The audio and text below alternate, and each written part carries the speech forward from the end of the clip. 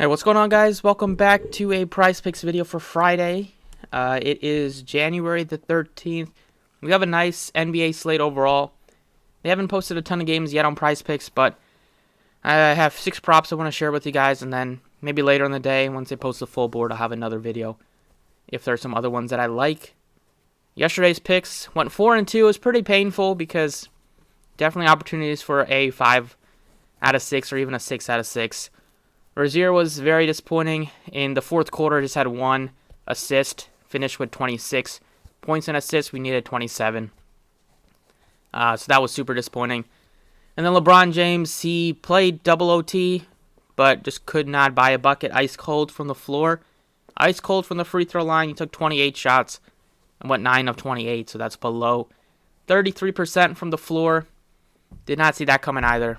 Well, you can't really expect that. But if you mixed and matched, you might have made some coin. Let's go ahead now and get into today's slate. As always, like I said, I'll post some more props if there's other ones later, if I can make a video this afternoon. But if you enjoy the videos, appreciate it if the like button. Subscribe if you haven't already. The other 4 props hit. Plumlee smashed once again. He's been great for us. LaMelo, he did great. Siakam crushed. And the 4th prop also crushed, which was Christian Wood. So today, first prop we're looking at is I'm going to stick with the hot hand and stick with CJ McCollum over 25.5 points. He hasn't let us down since I've been playing him. 5 straight games of hits, back-to-back games of over 30 points. His number is still at 25.5. It is a great matchup against Detroit. They're on the road, as well as Ingram's already been ruled out. So CJ's just been dialed in from the 3-point line. You can take his over 3s on sportsbooks if you wanted to, but he's really been aggressive. He knows he has to put up a lot of points for his team to have success without Ingram and Zion, and he's been doing that. 24 shots last game. He even missed 3 free throws, 2 of 5 from the free throw line. Could have had a 40 burger if he made at least 2 of those. But I'm sticking with him once again. It's pretty easy to see. Second prop we are looking at is we are going to Steph Curry's over points. His number is at... they did just take Steph Curry off, and he was on here earlier. They took Steph Curry off. So they took off his points for some reason, but we'll might as well take his...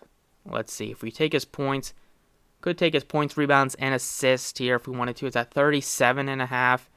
First game back, he played 31 minutes, which was encouraging. Did take a ton of shots as you would have expected. It's a great matchup against the Spurs. It should be a high-scoring game on both sides. The Warriors don't play great defense. He just had 1 rebound and 3 assists. So I'm not sure. I was really looking to take the 25.5 points. I feel like you could take the over points and assists if you wanted to. He was doing better with the assist this year than the rebounding for the most part. So I'll stick with that for right now. 31.5 over Steph Curry points and assists. Expect him to see maybe a little bit more minutes today after playing 31 after missing a month. But ultimately, the Warriors should put up a lot of points, so Curry should be able to dish out some more assists against the Spurs at least. So I'm looking at taking at least one of his props. If they put the points back up, feel free to take that instead. Next, we are looking at RJ Barrett.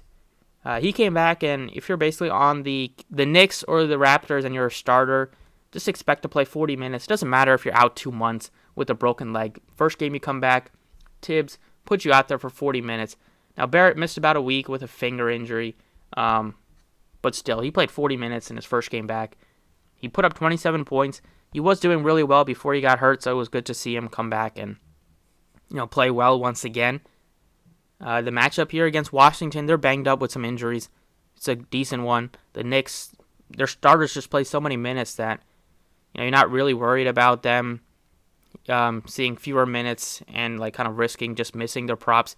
If they get 40 minutes, like they typically do, or high 30s, or like Barrett's even played 42 plus in a lot of games, they'll probably be very close to the props or hit unless they just have a cold night.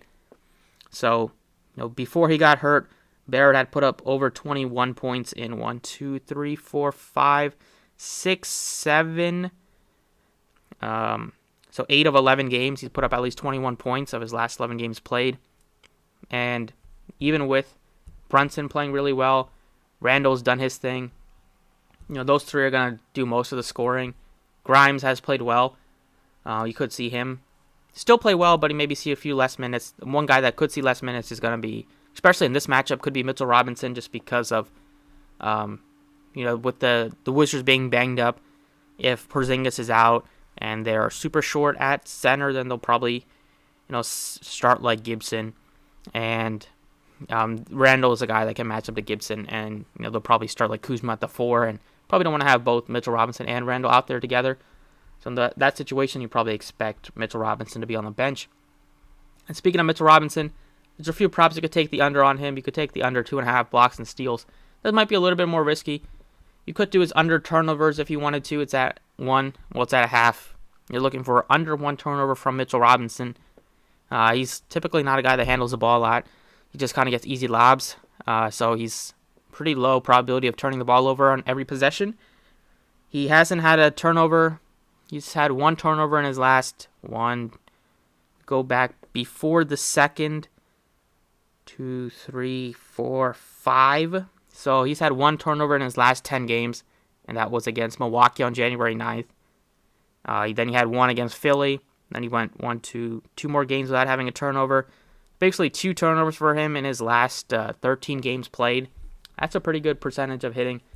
I like it against Washington, a game that he could see less minutes, just with if they decide to start Gibson again if Porzingis is out. Those are 4 props.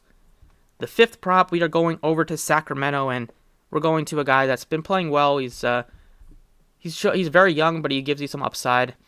I'm looking at Trey Jones over points and assists. It's at 21.5.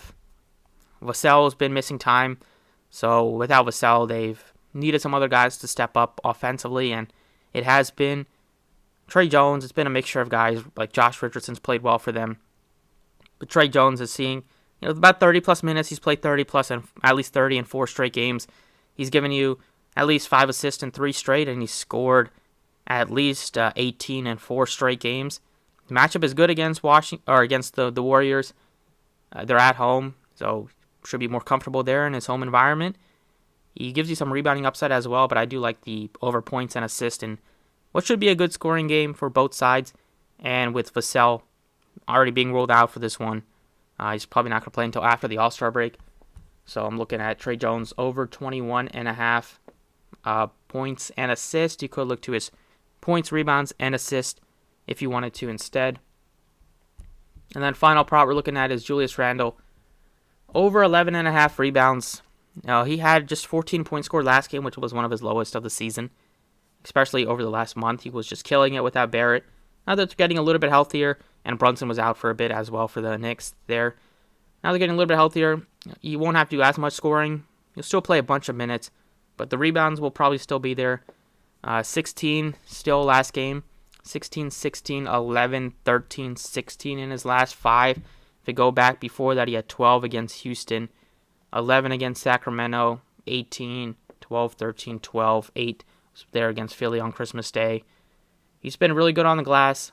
And personally, I don't know if Porzingis will play. Like I said last video, he's not a guy that typically plays through a lot of stuff.